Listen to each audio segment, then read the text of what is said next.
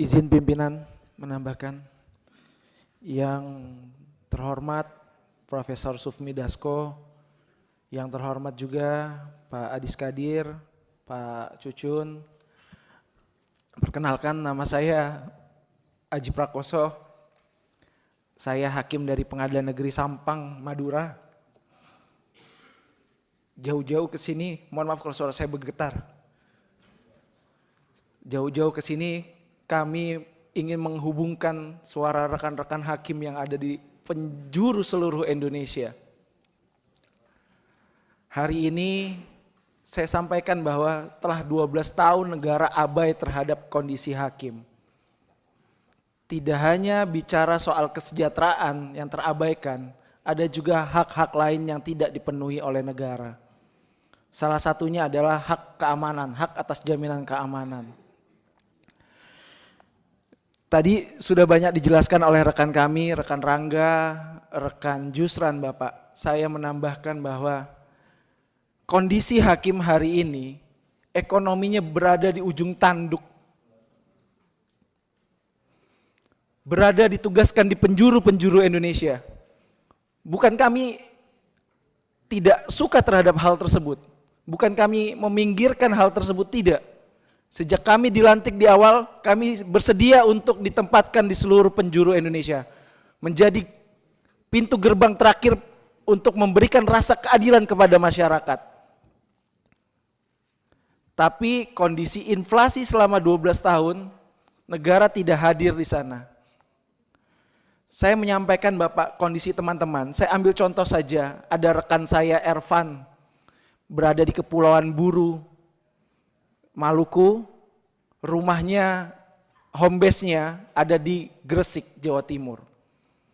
Dengan membawa istri dan 2 orang anak untuk pulang kampung saja mungkin harus menahan diri 3-4 tahun. Begitupun saya. Sebelum di Madura saya ditugaskan di salah satu kabupaten di Provinsi Jambi, di Tanjung Jabung Timur. Orang tua istri saya meninggal, Pak. Kami tidak bisa hadir di pemakamannya. Dan ini tidak cerita saya saja. Ini cerita rekan-rekan saya yang lain juga seperti ini. Memang di dalam persidangan kami sering disampaikan, saudara yang mulia, pimpinan majelis hakim yang mulia. Tapi pada prinsipnya kami juga seorang manusia biasa.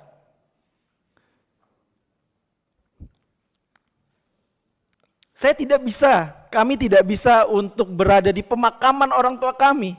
Saya harus menghibur istri saya, karena orang tuanya meninggal. Ya orang tua saya juga. Dan menyampaikan permohonan maaf, bahwa kita tidak bisa pulang ke Denpasar pada saat itu.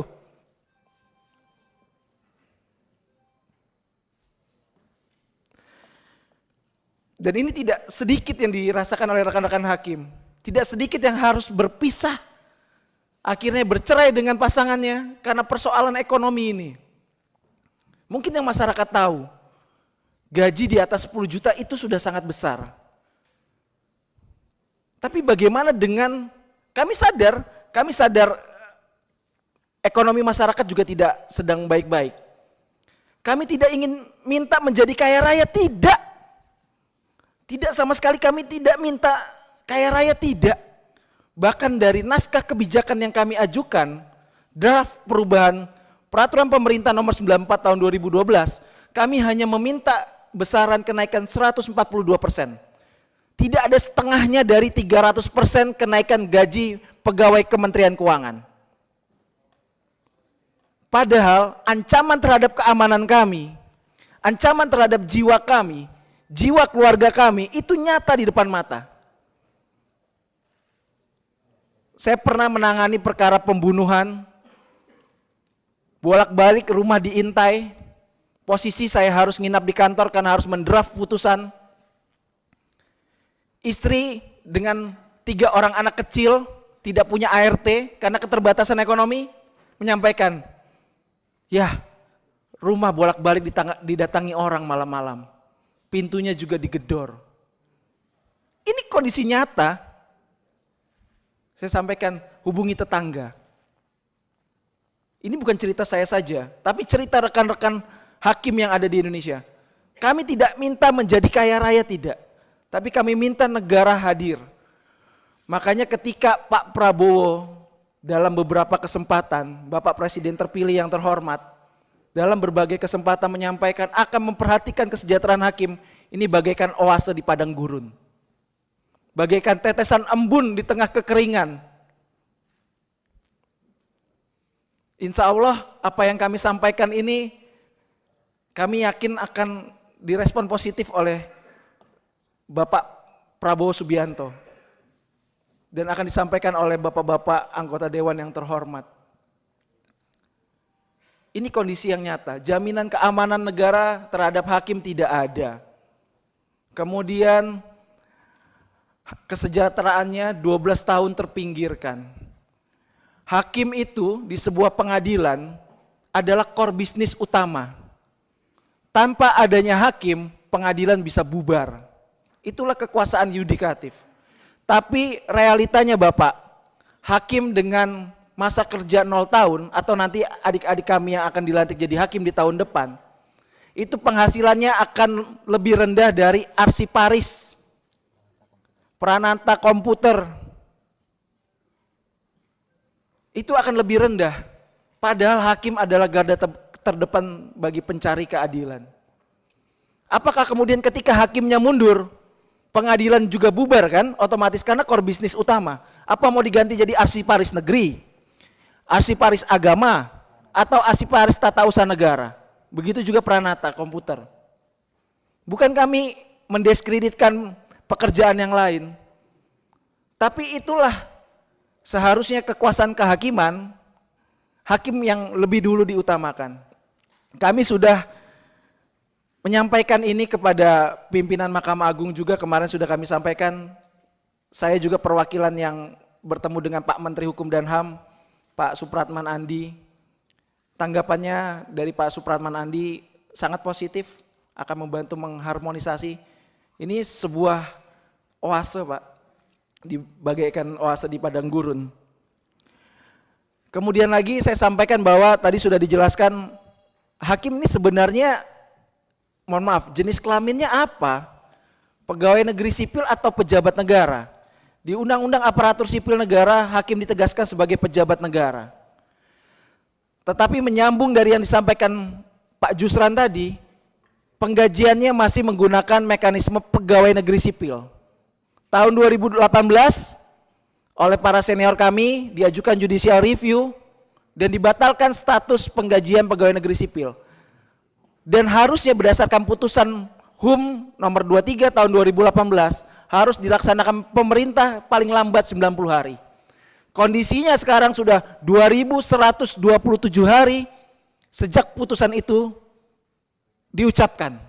Tapi kita masih menggunakan sistem penggajian pegawai negeri sipil. Artinya apa? Status penggajian kami ilegal Bapak. Bagaimana seorang hakim yang memberikan rasa keadilan setiap harinya di tengah-tengah masyarakat digaji secara ilegal? Ini kan sebuah ironi di negara hukum. Sangat ironi.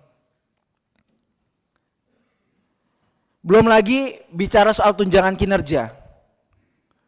Kami setiap 3 bulan sekali mengisi namanya e-kinerja. Tapi ternyata tidak dapat tunjangan kinerja Bapak. Alasannya karena pejabat negara. Tapi toh Bu Menteri Keuangan dapat tunjangan kinerja. Atau menteri-menteri yang lain. Ngisi e-kinerja tapi tidak dapat tunjangan kinerja. Sungguh sangat ironis sekali. Kalau Bapak Prof. Dasko mungkin ke daerah, Pak Adis Kadir ke daerah, Pak Cucun ke daerah, atau Bapak-bapak Ibu anggota dewan lain ke daerah, pasti ketika ke pengadilan khususnya, pasti ini yang akan sama jeritan hatinya. Kalaupun ini dibuka secara Zoom, pasti akan banyak pertanyaan atau keluh kesah yang disampaikan. Karena pada sejatinya wakil Tuhan hanyalah di persidangan saja. Di sini kami tetap masyarakat biasa yang butuh pertolongan dari para wakil-wakil rakyat kami. Semoga aspirasi kami menjadi didengar ya, didengar dan direalisasikan. Itu saja. Terakhir. Izin pimpinan, satu lagi pimpinan apabila diperkenankan, silakan. Tes. Bismillahirrahmanirrahim. Assalamualaikum warahmatullahi wabarakatuh. Pimpinan yang saya hormati, seluruh anggota Komisi 3 yang lalu yang saya hormati, saya hanya akan melengkapi hal-hal yang belum tersampaikan oleh koordinator. Pertama, pimpinan yang saya hormati, solidaritas hakim Indonesia itu